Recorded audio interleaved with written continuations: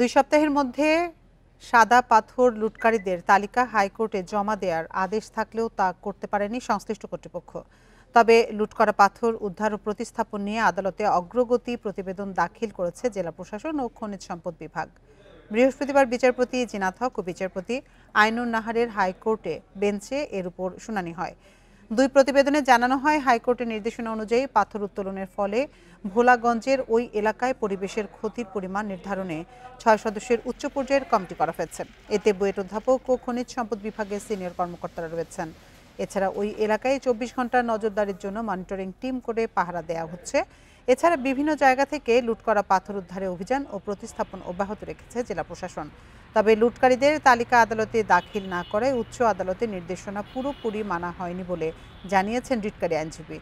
আগামী 22 অক্টোবর এ বিষয়ে পরবর্তী শুনানি।